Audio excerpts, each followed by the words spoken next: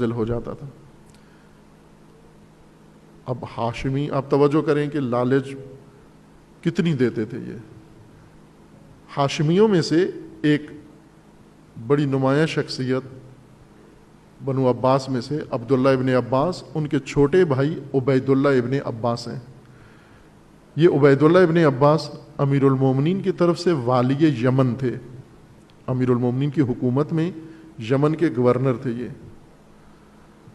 اسی دوران بسر ابن ابی ارطات، ایک شامی جلاد، بہت ہی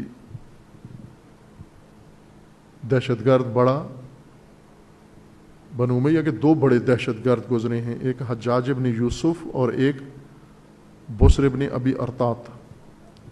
ضحاک بھی ہے لیکن یہ دو ٹاپ پر ہیں یہ دونوں۔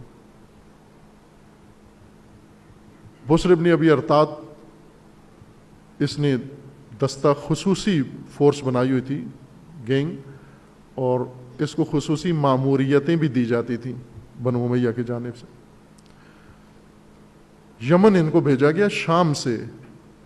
اب یمن شام سے آج نقشے میں دیکھ لینا جا کر کتنا دور ہے اور بیچ میں کتنے علاقے آتے ہیں۔ یہ دمشق سے روانہ ہوا یمن پر، اس نے جا کر دہشت گردی کی کارروائی کی۔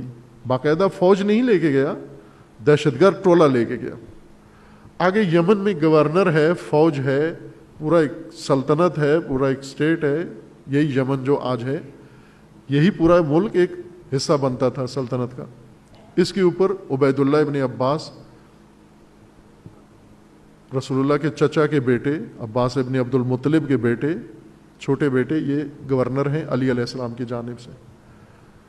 بسر گیا جا کر، اس نے جو ہی خبر ملی عبید اللہ کو کہ بسر یمن میں گھس گیا ہے، ایک دروازے سے یہ گھسا، دوسرے دروازے سے عبید اللہ اپنے محافظ باڈی گارڈ لے کے فرار ہو کے سیدھا کوفہ پہنچایا۔ یہ دمشق سے یمن پہنچا، وہ یمن سے کوفہ پہنچایا۔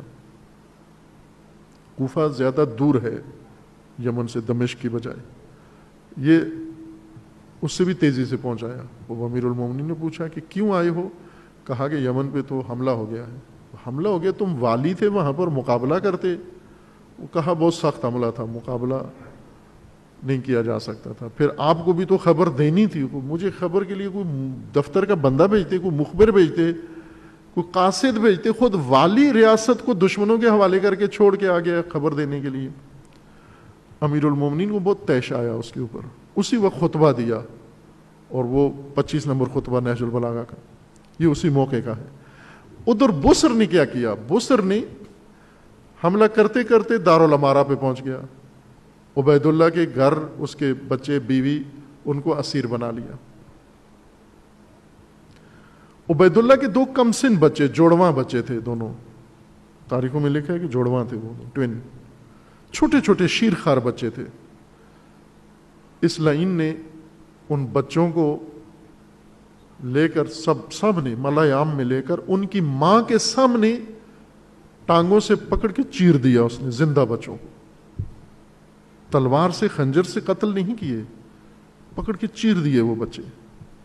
یہ بہت بڑی سفاکیت ہے، زندہ جانور چیر دیں، کتنا بڑی جفا ہے۔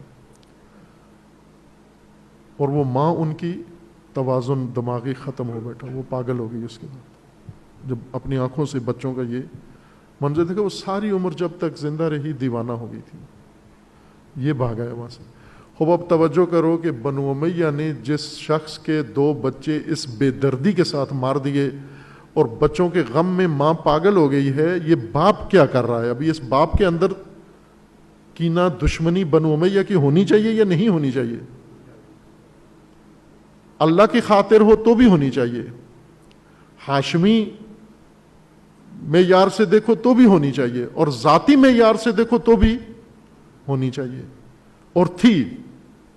اسی وجہ سے امام حسن علیہ السلام نے اس کو سپہ سالار بنایا کہ علاوہ دیگر وجوہات کے جس وجہ سے یہ کرے گا، جنگ کرے گا، ایک وجہ اور یہ ہے کہ اس کو ذاتی طور پر بنو امیہ نے بہت نقصان دیا ہے، اس کے بچوں کو مارا ہے۔ اس وجہ سے یہ باقی کوئی لڑے نہ لڑے یہ ضرور لڑے گا بنو امیہ کے خلاف. اس کو فوج کی اعلیٰ کمان دی اور اس کو ظاہراً بعض روایات میں 12,000 بعض میں 30,000 کا لشکر دے کے امام علیہ السلام نے کوفہ سے روانہ کیا شام کی طرف کہ جنگ صفین کا ادھورا مرحلہ مکمل کیا جائے, یہ طغیان ختم کیا جائے. یہ وہاں پہنچا. پہنچنے کے بعد فوراً وفد آیا شامیوں کا بارڈر سے اس طرف سے ان کے پاس, اور دیناروں کی تھیلیاں بھری ہوئی. دینار سونے کے سکے تھے, درہم چاندی کے سکے ہوتے ہیں, دینار سونے کے سکے. اشرفیاں تھیلیاں بھری ہوئی دیناروں کی اس کے پاس لے کر آئے, ایک گھوڑے پر یا اونٹ پر لدی ہوئی. وہ آ کے اس کے خیمے میں اتاری. سپہ سالار کا خیمہ بڑا تھا. وفد بیٹھا, انہوں نے وہ دینار اتار کے سامنے رکھے, ٹیبل پہ رکھے اور کہا کہ یہ پہلی قسط ہے, یہ آدھے ہیں, آدھے ادھر جب آؤ گے تو دیں گے, جب شامی لشکر میں آؤ گے دمشق میں معاویہ سے آپ ملو گے, آدھے اس وقت دیں گے آپ کو. یہ ذہن میں رکھیے کہ کس کو یہ آفر کر رہے ہیں. ایک ہاشمی دشمن بنو امیہ, امیر المومنین کا گورنر یمن کا, اور امام حسن علیہ السلام کا سپہ سالار, رسول اللہ کے چچا کا بیٹا. اس کو درم. دوسرا اسے کہا کہ دمشق کی خوبصورت عورت آپ کے لیے رکھی ہوئی ہے. یہ تاریخی لحاظ سے آپ مطالب کو سمجھنے کے لیے جب تک وہ تاریخی جغرافیائی پس منظر معلوم نہ ہو تو بعض روایات سمجھ میں نہیں آتی. دمشقی عورت یا شامی عورت حجازیوں کی آرزو ہے آج بھی. یہ جو خلیجی عرب ہیں یہ چونکہ بہت گرم علاقے میں ہیں, حد درجہ گرم علاقہ ہے, یہ جلے ہوئے, ان کی جلدیں جلی ہوئی ہوتی ہیں.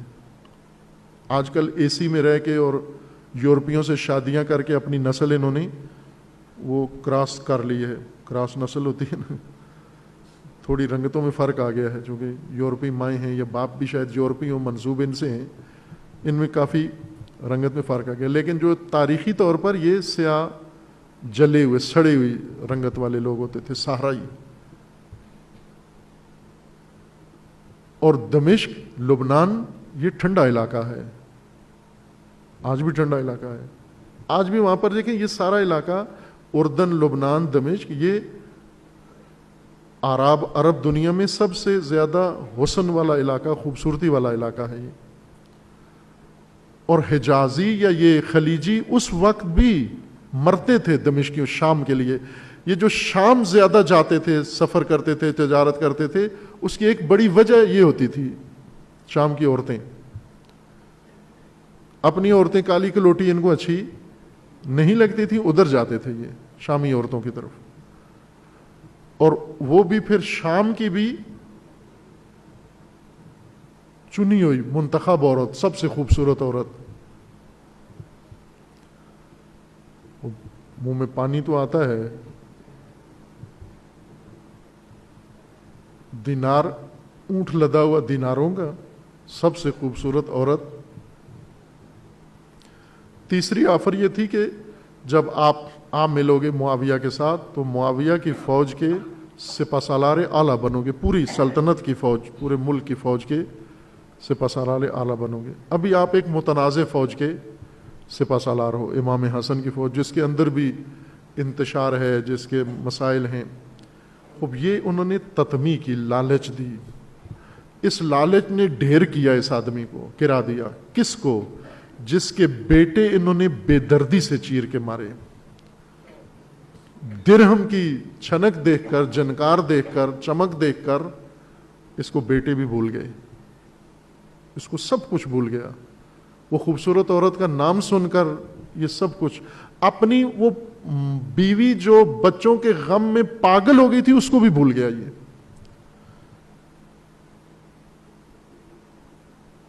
اور سپہ سالاری کی لالچ دیکھ کر امام حسن کو بھول گیا. یہ